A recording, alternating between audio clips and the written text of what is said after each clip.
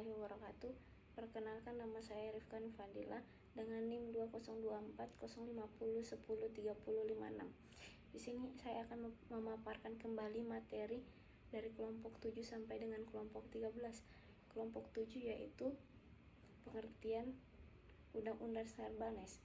Pengertian Undang-Undang Sarbanes adalah UU yang disetujui pada tahun 2002 di Amerika.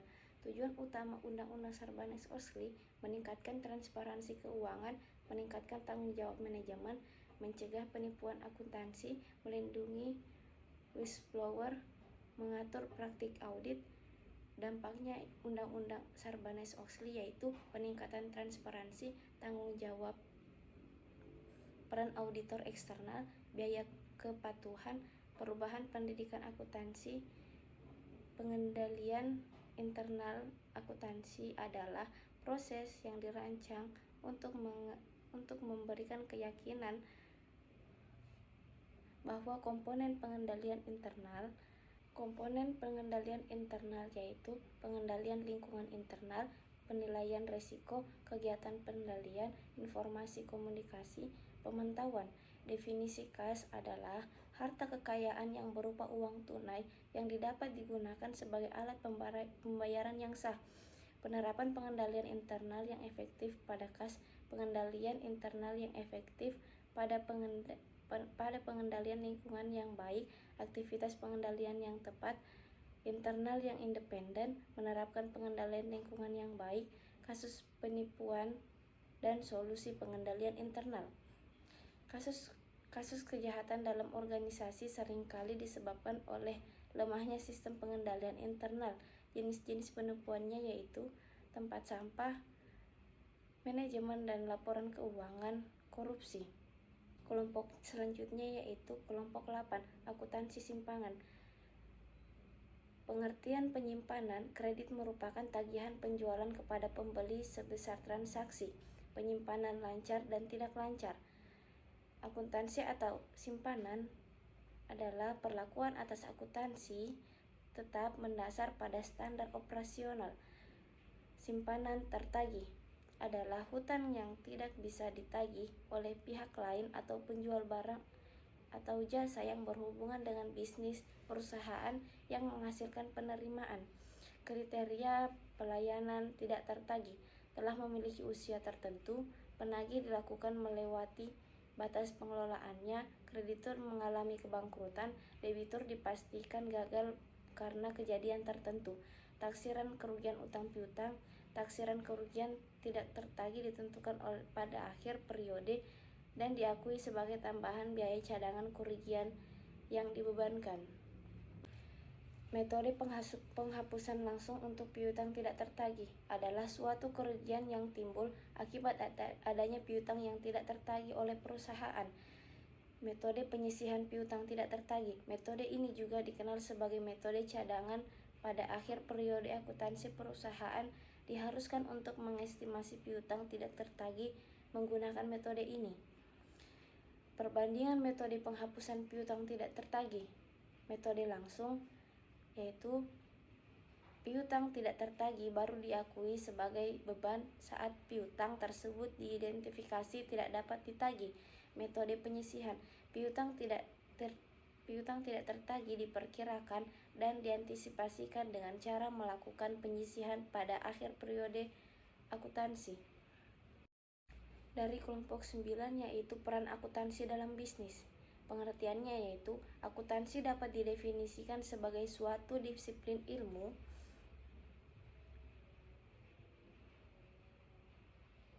kegunaan informasi akuntansi adalah untuk membuat perencanaan yang efektif sekaligus mengadakan pengawasan, pertanggungjawaban entitas kepada para investor, kreditor, perintah, dan lain-lainnya. Peran akuntansi dalam perusahaan dan penggunaan moneter, investor, kreditor, instansi pemerintah, organisasi nirlaba, pemakaian lainnya. Profesi akuntansi yaitu ada 2, akuntansi publik, magang, dan bidang-bidang spesialis akuntansi yaitu akuntansi keuangan, pemilik perusahaan, kreditor perusahaan, pemerintah, karyawan, pelanggan perusahaan. Jenis-jenis perusahaan. Terdapat 3 jenis perusahaan yang beroperasi untuk menghasilkan laba, yaitu perusahaan manufaktur, perusahaan dagang, dan perusahaan jasa. Transaksi bisnis perusahaan. Kejadian ekonomi dari suatu perusahaan yang secara langsung mempengaruhi kondisi keuangan atau hasil operasi yang harus dicatat oleh perusahaan yang bersangkutan itulah yang akan menggantikan transaksi bisnis. Transaksi bisnis bagi menjadi dua, yaitu transaksi internal dan transaksi eksternal.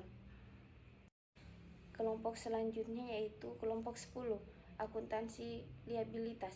Pengertian liabilitas adalah sebuah kewajiban yang harus dibayar oleh sebuah perusahaan pada pihak yang bersangkutan dengan cara menyalurkan sejumlah dana atau sumber daya ekonomi perusahaan tersebut. Jenis-jenis liabilitas: liabilitas jangka pendek, liabilitas jangka panjang, liabilitas konjeksi. Pengakuan atau pengukuran liabilitas yaitu dilihat dari pengakuan liabilitas terhadap pada saat entitas memiliki kewajiban hukum atau kewajiban konstruktor sebagai hasil dari peristiwa masa lalu. Pelaporan liabilitas dalam laporan keuangan. Liabilitas lancar dan liabilitas tidak lancar. Contoh penerapannya dalam kasus nyata yaitu utang perusahaan, pinjaman bank, gaji yang harus dibayar, pajak terutang, dan obligasi. Kelompok selanjutnya yaitu kelompok 11, akuntansi penggajian. Tunjangan karyawan atau penggajian yaitu akuntansi menggunakan register gaji adalah sistem pencatatan dan pencatatan keluaran bisnis yang terkait dengan penggajian. Dokumen yang digunakan selama sistem akuntansi penggajian yaitu dokumen pendukung perubahan gaji, kartu jam hadir, kartu jam kerja, daftar gaji dan daftar upah, rekap daftar gaji dan daftar upah, aura pernyataan gaji, amplop gaji dan upah gaji, buku kas keluar. Fungsi yang terkait yaitu fungsi kepegawaian, fungsi pencatatan waktu hadir, fungsi pembuatan daftar hadir dan upah, fungsi akuntansi.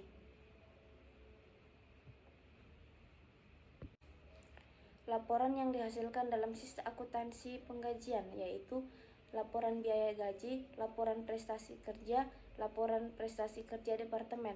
Catatan akuntansi yang digunakan dalam sistem penggajian yaitu jurnal umum, kartu biaya, kartu penghasilan karyawan. Jurnal umum.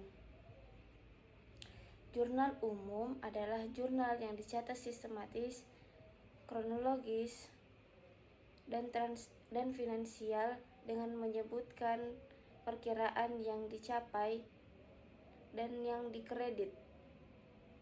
Fungsi jurnal yaitu fungsi historis, fungsi mencatat, fungsi analisis, fungsi instruktur, fungsi informatif.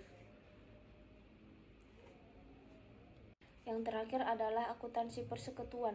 Pengertian persekutuan adalah kemitraan. Kemitraan merupakan gabungan antara dua organisasi atau lebih yang memiliki dan menjalankan usaha untuk mendapatkan laba. Membangun persekutuan.